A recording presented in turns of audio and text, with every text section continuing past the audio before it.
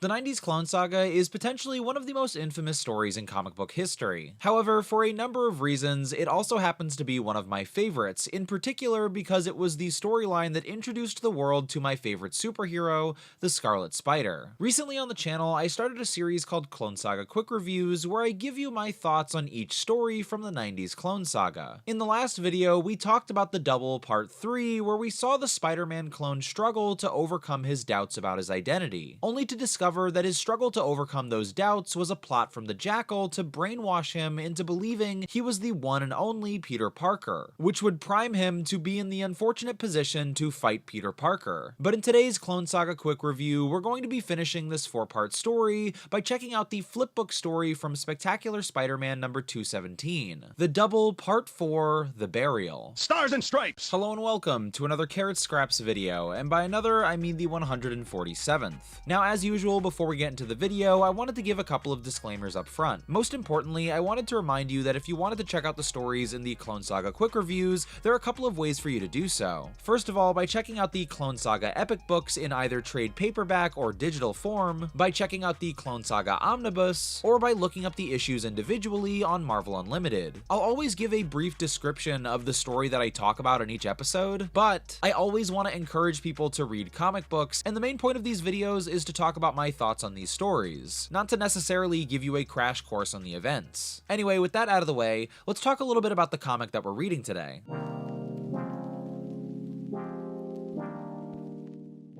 Unfortunately, it finally happened, although I didn't think it would happen this soon, but it turns out I do not have this particular issue from the Clone Saga, being, Spectacular Spider-Man 217. Now, it is possible that I do have it somewhere. I've found that a couple of issues are missing here and there. I have a pretty big collection of comics, and certain things are in the wrong places, I've found, especially when it came after the move, but I feel pretty confident that I might not have this issue. The comic cover and the back cover do look familiar to me, so it's possible I do have it, but I'm looking in my collection. I have my collection in a digital app, and I also had a spreadsheet, and I'm not seeing 217 in my collection of Spectacular Spider-Man comics. That being said, I do not see 216 either, and I have that in my collection, so clearly there are some issues here, but I think that this is just one of those Clone Saga comics that I don't have, and that's good to know. That's good to know for the future, and moving forward, we're going to try and collect the ones that I'm missing. Now, the other big thing that I did while I was preparing this video was getting all or most of my Clone Saga books from my collection. So taking the Clone Saga issues in my Amazing Spider-Man collection, removing it from the Amazing Spider-Man box, and starting a new box just for the Clone Saga. This is something that's a little weird, and I'll admit it's hurting my brain a little bit not to have these comics in numerical order, but I just feel like I enjoy the Clone Saga so much, and I'm at that stage of my life where I want this to happen, so we're gonna try it out, and at the end of the day, if I don't like this or I don't enjoy it, we can just put them all back after. But at least for now, I'm gonna try keeping all my Clone Saga comics in the same place, and we're gonna try finding the rest of them. For now, what I have is the Amazing comics, the Spectacular comics, the Adjective List, the Web of, and then a couple of stories here and there, like Funeral for an Octopus, The Lost Years, Redemption, those little minis. I don't have Planet of the Symbiotes, although I do own Planet of the Symbiotes, or at least most of it, so there are still issues that I need to find, but those are most of the Clone Saga comics that I have that are a part of my collection. Anyway, let's talk about the comic that I read today. Spectacular Spider-Man number 217 was released in October of 1994. The story was of course written by JMD Mateus, the pencils were of course by Liam Sharp, the inks were by Robin Riggs, Joe Rosen was the letterer, and John Kalitz was the colorist. In Spectacular Spider-Man 217, we finally see the Jackal's twisted plan come to fruition, or at least the plan that he plotted back in the 70s Clone Saga, which includes pitting the clone of Peter Parker against Peter Parker, both dressed as Spider-Man, assuming that they are the original. And in their own own words, they're not exactly sure how they started fighting, but they do, and they are brutal. In the end, though cooler heads do prevail, it's Gwen Stacy that is able to thwart the Jackal's plans. And the clone of Gwen Stacy does this by causing Miles Warren to have a conflict of conscience, which causes the Jackal to sacrifice himself to save Ned Leeds. Now, after the explosion that was intended to kill Ned Leeds goes off, the clone of Peter Parker awakens confused and disoriented. And when he goes back to his home thinking that he is the true Peter Parker, he finds Peter Parker and Mary Jane embracing one another. And after some conflict, he comes to the conclusion that he is in fact the clone. And after accepting and declaring this fact, he begins to mourn the loss of his identity as Peter Parker. So with that description of the story out of the way, let's talk about my thoughts on this story.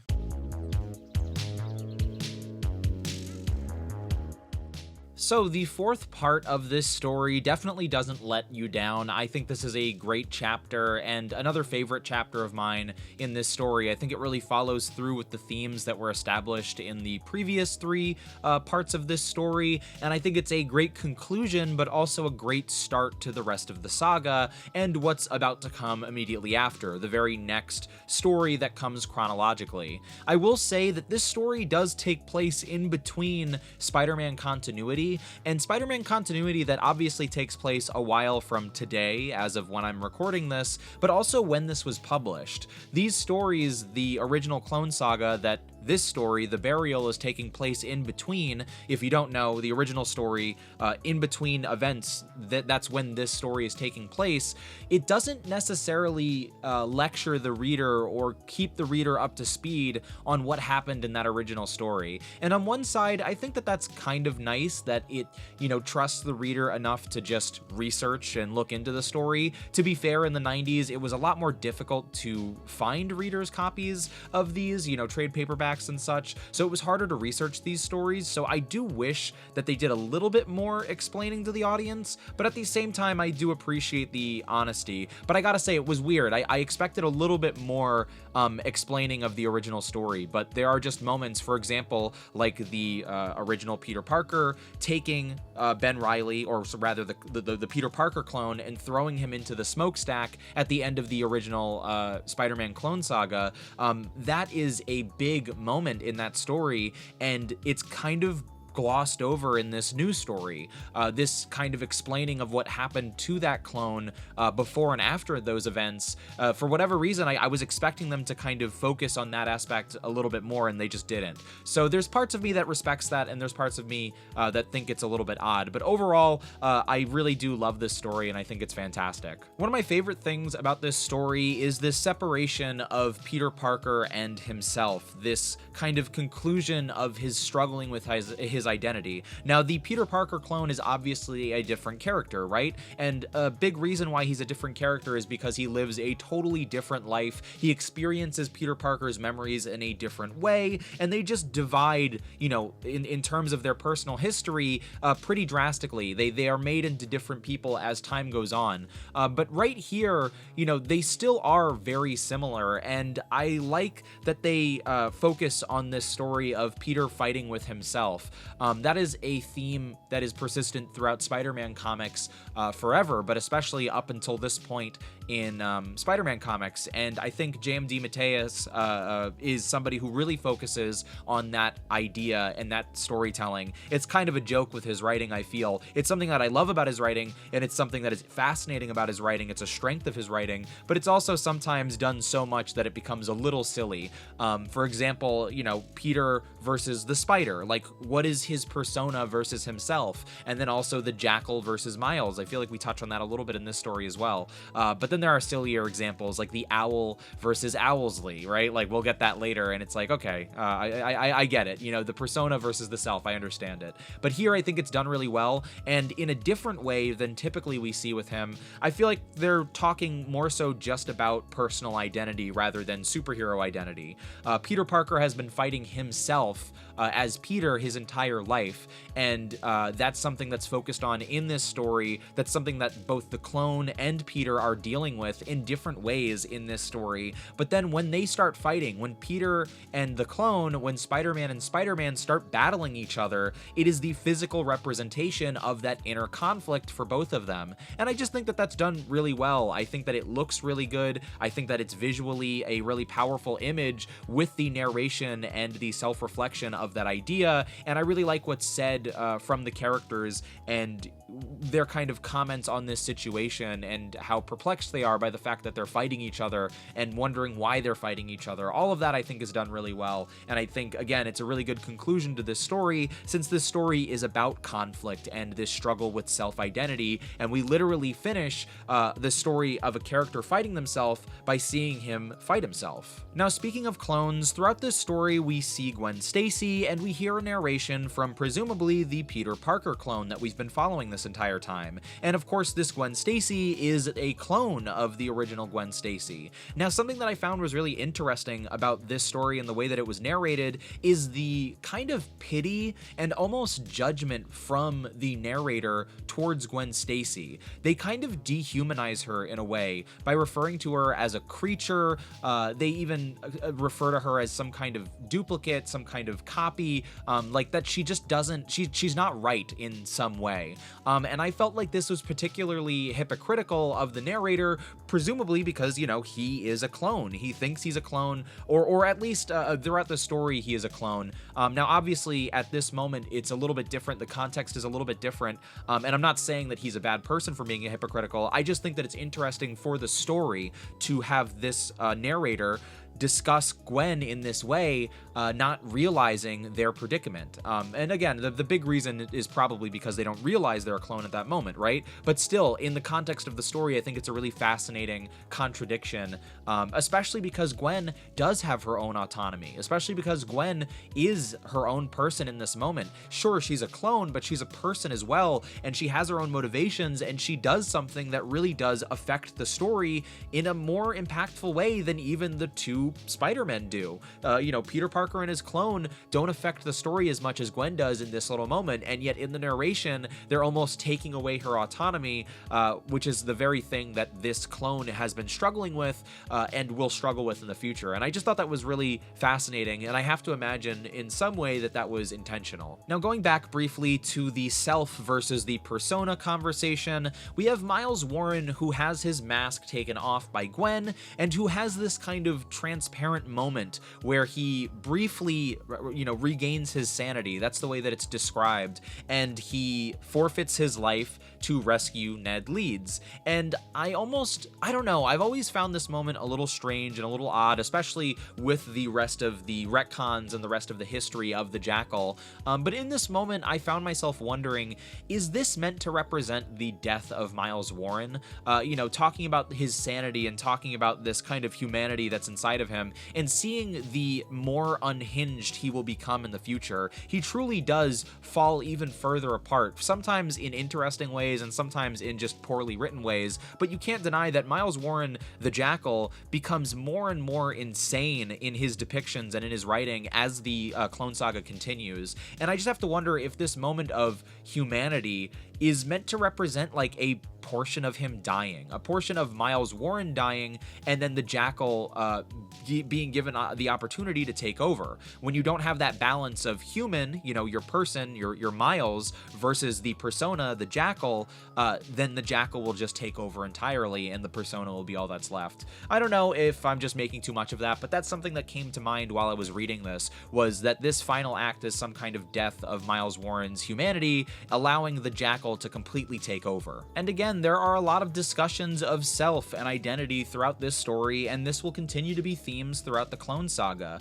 I really like the quote in this story about having the most important thing stolen from you, your sense of self, and then these terms like unlife being used to describe yourself. They're really strange and otherly descriptions of your identity, and it's just really fascinating to read this stuff and to really see the turmoil that this character and these characters are going through. It's kind of interesting because if you think about the Jackal in the way that I just described his turmoil, his struggle with the Jackal versus the self, you can kind of argue that Jackal Gwen, Peter Parker, and the Peter clone are all going through very similar, if not the same, struggles in this story, all in different kinds of ways and different kinds of reasons, but it's kind of interesting that they all kind of are satelliting that same idea, and I just think that that's fascinating. Then, of course, towards the end of this story, we get one of my favorite panels in the Clone Saga, which is the Peter Parker clone stretching his fist to the sky and shouting, "I'm the clone."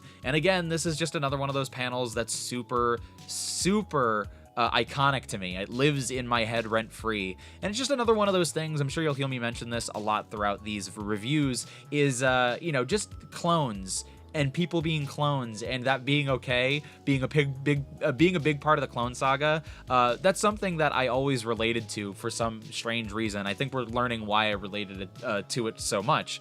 But this little moment here, I just think it's so powerful, seeing Ben come to the difficult revelation that he is the clone, and declaring it so loudly and with such sorrow. And I don't know, there's just something so powerful about this moment to me, and it's one of my favorite panels in the Clone Saga. There's a quote towards the end of this story that I kind of find funny, even though it does still have a powerful moment to it, and it goes, "I wasn't just a boy, or I wasn't a boy anymore, I was a man. And not just a man, Spider-Man." I just think that that's such a funny line. Even though, I get what it's going for, it just made me laugh a little bit. But a much better quote towards the end goes a little bit something like this: "Peter Parker was alive, but I was dead and buried, and somehow in the long years of wandering ahead, I was going to have to resurrect myself. But first, I needed time to grieve and mourn." This quote, I think, is super powerful. I think that this is a really fantastic piece of writing, and again, it's very representative of the journey that Peter will go on, and I can relate to it quite a bit. I think even if you're not going through this exact same story that the Peter clone is going through, I think that there's something that you can relate with. Even if you're not finding out that you're a clone, there are moments where you need to let parts of yourself die, where you need to arc as a human being and decide that you're either not going to do something anymore, or that you're going to change for the better, and maybe that change is difficult and seems impossible, but it's important to do. And it's okay to feel sad if that transition is difficult, or if that transition feels unnatural. And I really think that this applies to a lot of those moments in people's lives. I've had moments in my life where I have to make these important, difficult choices, maybe to cut someone out of my life who is being toxic, and how that choice isn't easy, and how committing to that choice is going to be even more difficult in a literal sense, not just a personal sense. And letting that be difficult, grieving for that, is okay. It's important to do so. Don't just tell yourself that it's going to be fine, or tell yourself to pick yourself up by your bootstraps and keep going. Give yourself time to grieve, give yourself time to mourn, because you're going to need your energy to resurrect yourself moving forward. I can relate to this sentiment in a lot of different ways, and again, it's just another aspect of the 90s Clone Saga that I relate to in a less science fiction-y, less fictional way, and I love that for that reason. The last thing I'll say about this story is, of course, that I really like the artwork. I think specifically I like the way that the Spider-Man costumes look in this book. I think they look really striking, and I like their colors. I like the way that they hit each other. I like the way that they fight. I think they've got some really great action poses in this particular issues, and of course I like the way that the eyes look. Something else that I really love is the coloring. I feel like the coloring is probably one of my favorite parts of this issue. There's a lot of orange used, and I think the combination of blue with that really bright, or not even bright, it's kind of muddy but still saturated orange that almost makes it feel like noir. It works so well. There are so many moments where this orange pops through, or maybe they're brief moments, but they work for me, and I don't know, I was really surprised by them. I don't remember noticing these colors the previous time that I was reading this story, and so it was nice to find that. Now, throughout this opening arc of Clone Saga Quick Reviews, we've been struggling to figure out a rating system to decide how good these comics are. And I'm happy to say that in the fourth and final part of this opening saga, we've finally made some advancements in Clone Saga reviewing technology. So I'd like to proudly introduce the Clone Saga Quality Scale System, which will allow me to mostly accurately review these Clone Saga stories from the past. Now, I have to admit admit that even though I am excited about this scale and I think it's mostly pretty great, there are some problems still that we need to work out for the future. But so far we have 5 criteria, ranging from Evil Clone, the worst stories in the Clone Saga, to Perfect Clone, the best stories in the saga. We also have Clone Degeneration, which describes a bad story, One of Many, which describes a generic or unremarkable story, and then a Good Clone, which describes a good or okay story. Now, some of these names I think are great, while others I don't think are doing as well. For example, I think Good Clone and One of Many could definitely change in the future. If you have any ideas, let me know. But Evil Clone, Perfect Clone, Clone Degeneration, these are great names. So moving forward, we're going to be using this scale and tweaking it with each new video. But anyway, I think we can call this story that we read today a good clone. And so my final thoughts on this particular story is that I think it's a good one. I do like it more than the previous story, but I don't think that the previous story was a bad chapter. I think it was just a necessary chapter in this 4-part, series of stories. I think that this is a good ending to this, even though I wish we had a couple more details to give the events of this retcon a little bit more context, so that way people who aren't familiar know what they're reading and know the events of, where this is taking place, but also returning readers who have read those stories, giving them a reminder is helpful, especially given the amount of time since the original publication, but then of course the rereading of this story now. I don't think this story is perfect, but I think it's a good conclusion, and I think it's really thought-provoking. I like the ideas that it plays around with, and I think it plays with them very briefly, but does it in a pretty good way. I think that the quotes that they end up putting in this story are very profound, and they help to bring home a lot of these themes that are going to be really important throughout the rest of the Clone Saga. So I really like this story. Furthermore, as for this entire 4-part story, I really liked it. I thought it was a great chapter 0, or I guess you could say chapter 00, because we're about to get another prequel story to the Clone Saga. But I think this is a great chapter 0 for the Clone Saga. I think it does establish the original, Ben Reilly, this clone of Peter Parker, well. I think it establishes the themes of the Clone Saga well, the concepts, the science fiction concepts, but also the literary concepts that are going to be used and kind of toyed with throughout this story. In general, it was really nice reading this story, and I got to admit, I was surprised by how much I personally related to it. It's so weird. I've always related to these stories. I've always felt a sentimentality to the Clone Saga, but maybe it's the kind of public nature of reviewing these now and being more honest about my feelings, but I'm just surprised with how on a core level I relate to these stories, and how it kind of reaches into the darker parts of myself and, who I am, and kind of speaks with it. And it takes counsel with the darker parts of myself and allows me to kind of interact with those parts in a safe way that maybe typically I'm not able to, or that typically I ignore. And that's part of why I appreciate stories like this, but it's very rare when I think a story speaks so honestly to me. And so maybe it's not the best story in the world, this 4-part story, but it is a story that I think is really important to myself, and that I think is really unique, and I think is very profound, and I can imagine that other people that are similar to me can relate to this story in similar ways. But even if you don't have that trauma that you're connecting to this story, I still think that this is a great read for somebody trying to understand this character and their past. My only notes are that I wish that the art made a couple of different choices. I don't think that the art is bad on the whole. I just think that there are certain choices that I don't like that bring down the grade for the art in general for me, and I also wish that there was a little bit more context for the story that they were retconning in general, in all 4 parts of the story. But overall, I thought this was a really interesting read, and it just makes me more excited to engage with the rest of the Clone Saga moving forward. Now that we've finished this introductory story to the Clone Saga, I'm not sure where I'm going to go with this series next. I might jump right into the next story from the 90s Clone Saga next week, or it might take me a couple of weeks or months to get into the next arc of the story. Either way, whether I continue this series soon or later, I'm determined to continue doing Clone Saga quick reviews on the channel, both because I know I have viewers who love the Clone Saga, and because I know that there are viewers who are being introduced to it for the first time, but primarily because it's a story that I love talking about. But regardless of when the next episode of Clone Saga quick reviews comes out, the next story we'll be covering will be Spider-Man: The Lost Years #0, the beginning of one of my favorite Spider-Man stories ever ever written, and one of the best stories in the 90s Clone Saga in my opinion. But as for today, that's gonna do it for this video. I want to thank you so much for watching. If for some reason you enjoyed this video, don't forget to give it a like and to subscribe to my channel for more. As regular viewers know, I make a variety of content on the channel, and I'm always gonna make the videos that I want to make. But if you see something you enjoy, make sure to let me know, and I'll try to prioritize that kind of content in the future. Over on Twitch, I typically play superhero games like Marvel's Avengers and Marvel's Snap, with the occasional horror game like Resident Evil. So if that sounds interesting to you at all, make sure to check me out on Twitch at twitch.tv/carrotscraps. And all my other social media, Twitter, TikTok, and Instagram are at carrotscraps as well. So I want to thank you again so much for watching, and I'll see you soon.